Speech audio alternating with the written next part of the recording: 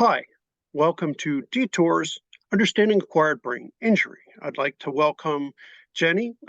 She is going to be a new host along with our others.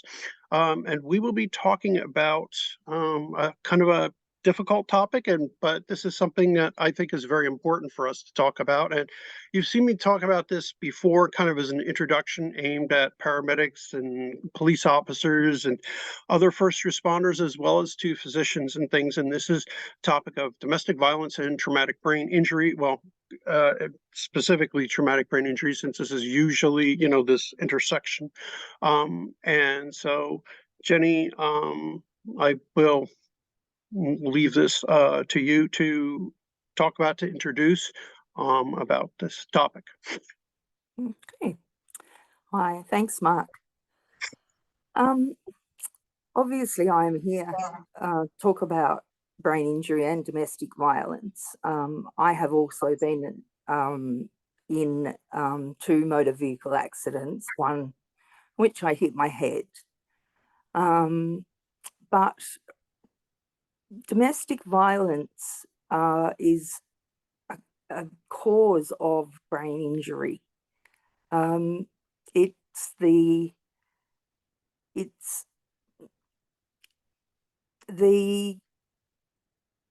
shaking of your head. It's like a shaken baby syndrome, but it happens when you're hit. It happens when you're slammed into the wall. It happens when you're kicked. It happens every time, every strike, every time you're pushed or tripped or any of those things that cause your head and brain to shake, cause a cumulative brain injury. So this means that each time it gets a little bit worse. Doesn't mean that you can't get a massive brain injury from a domestic violence situation. However, cumulative is the way that they generally show themselves. Being both a victim of a car accident and domestic violence throughout my life, I have realised the extent to which my brain has been injured. I need to be very careful now. When I was in my 20s, my early 30s, I described myself as an intelligent, educated, articulate woman. Now, I am still all those things, but I have to think so much harder to be that. I've lost memory. I have lost ability to calculate, so math. A lot of things in my life have changed since both my car accidents, but mostly the domestic violence. What I have to be very careful of now as a survivor of domestic violence and brain injury is that I don't pass my domestic violence injuries onto my children. And that is the most important thing to me. It's very hard to look at someone and say they have a brain injury. It's equally as hard to look at someone and say this person is domestically abused. And I am not only saying that it is women that are domestically abused, just as a little pre-thing here. Both men and women are domestically abused. But I have to be very careful that I don't push that abuse onto my children and to bring them up in a way that is some empathy and the ability to recognise more brain injury in people. And it's really hard to recognise the difference. I mean, a brain injury is a brain injury. But for the people who are around. So your family, your friends, your colleagues, you know, we need to be all aware that domestic violence does cause brain injury. And if you suspect that someone is being hurt, then you can't just go in, and ask them, but you need to maybe watch for signs, not only when you're domestically abused, is it your head? There will be random bruises, there'll be fingerprints, there'll be, makeup in places that maybe it shouldn't be.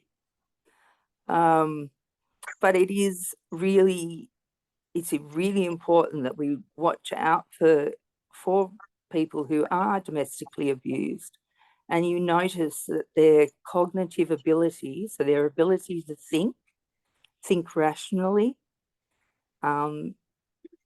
make sense of the situations, kind of stays the same. Because if you see that those things start to slide, then you need to start asking some questions. I managed a large laundry. I had 25 staff. I had a wonderful, wonderful life before my last car accident. But before that, I had been hit more times to the head than I can count. Shaken, asphyxiated, all those things. And I just would really, really like to point out the differences eventually between the way a man's brain reacts and a woman's brain reacts to the same sorts of injury, I suppose I can call it. There is, it's hard enough out there in this world without your friends, your family, and your people supporting you and watching out for those signs, those forgetful moments, those, I can't quite catch that word, or I can't remember that phrase, or I used to be able to drive here without my GPS and now I can't. So many of those things in my life now, I'm locked to my GPS, even though I've lived in this area for 5 years. I can't find my way around. In fact, I get lost so badly, I sit and cry on the side of the road. Sorry. And so I really just wanted to do an introductory video.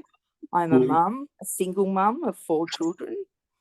I've been in 5 domestic violence relationships, and I have been seriously hurt in 3 of them. In one, I was nearly killed in front of my children. So I only wanted to do a, hi, this is me, this is what I'm going to be talking about. Women's issues will be my place to talk about in the brain injury community. I'm not a professional. However, I am very informed, and I really look forward to making more of these videos, and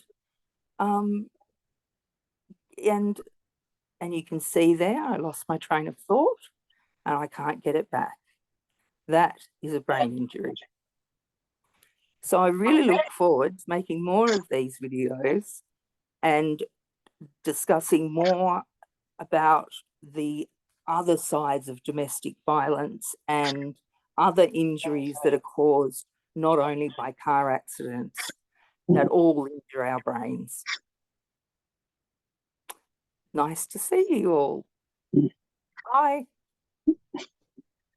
And I just want to thank you, and just want to say thank you, Jenny, and appreciate everything in domestic violence, and well, brain injury and women's issues will be a big part, of what you do, and as with all of our hosts, they all have a focus area, specialty area, and like one of the things I want to do then that will go with this channel, I want to talk about the neurological impact on women's brains. And the thing is, they do not do as well when they suffer brain injury. And this is why concussions, women, not just sports, but obviously the number one issue for women when it comes to brain injury is domestic violence. And there are physiological reasons why their brains do not recover as well as men's do. It has to do not only with body mass, but their neurons are thinner, and because their bodies generally are smaller on average, and progesterone seems to play a role. And there are some other, there's more cortical thinning after even a concussion. And this affects, since gray matter has to do with processing, and their white matter tracks are thicker and longer, and so they're more likely to tear when shaken or when hit to the head or something. So they're more likely to have disrupted networks, which we talk about. So I'll be getting into physiology of why brain injuries are more damaging to women, according to research by two Stanford neurologists, two ladies who found their daughters did not do as well after Afghanistan in comparison to male soldiers. And so they were like, I wonder why. And research has shown that generally, and this is why domestic violence is so much more physiologically devastating to women. And since they're a majority of the sufferers, 44% of women's brain injuries are due to domestic violence. And so, and I do want to stress men, especially disabled men, have similar numbers. Disabled men are as likely to be abused as women. So a man with a disability, and it isn't just partners; it is parents who usually end up with a man who has a disability, like soldiers who come home, they end up staying with their parents who will hit them, smack them around, stuff like that, for becoming irritable or whatever, from brain injuries. They serve the country and then they end up being abused. Or children of people with brain injuries, their own kids will abuse them, men and women. So, it's like it is important to keep in mind this affects us all. And doctors and nurses need to know, be alert, and need to ask the questions. So, again, thank you so much. And I'm looking forward to working with you on this. This is something that's very important to me. And hopefully we'll be able to help educate some people, not only families, but medical professionals and maybe politicians too. That would be my dream. And we'll see this passed along. So again, thanks. Looking forward to soon working with you, talking about specific symptoms, things to look for, stuff like that. And I do have another video where I talk about that for paramedics, but more specifically for family and friends, things like that, to be alert. That will be my next video.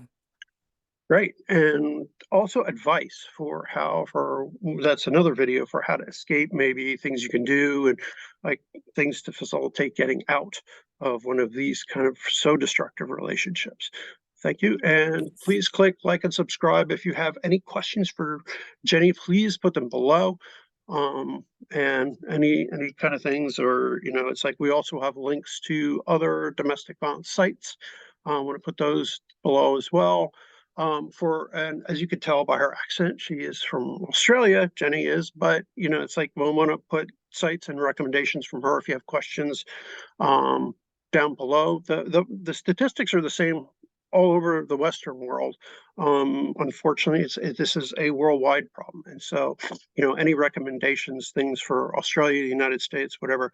And if you have suggestions, please put them below. Thank you very much, and have a good day. Bye.